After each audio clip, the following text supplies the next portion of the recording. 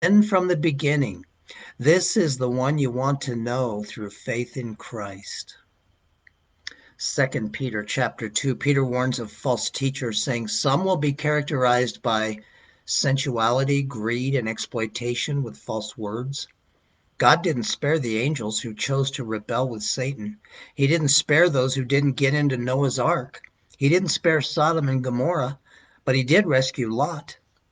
He knows how to rescue the godly, and he knows how to keep the unrighteous under punishment for the day of judgment. God's not playing games. He dealt with these justly, and he will deal with us justly, including false teachers. Our only hope is to come to Christ. God goes on to describe these false teachers. They are daring, self-willed, and do not tremble when they revile angelic majesties. These are those who call the devil and his demons names and revile them with verbal abuse and abusive language.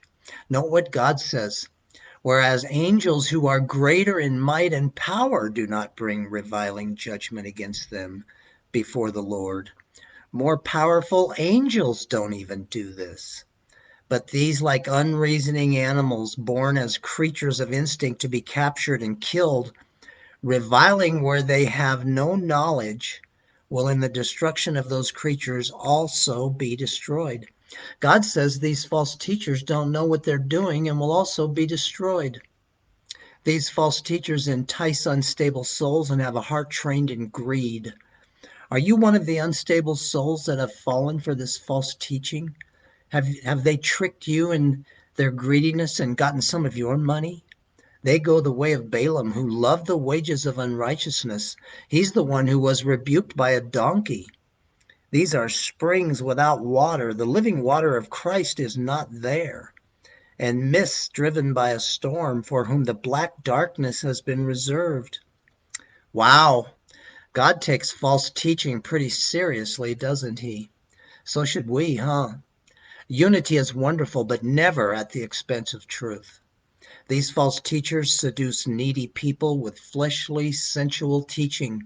They themselves have bought into this and are in bondage to it, even though they may have started out seeking the Lord on some level.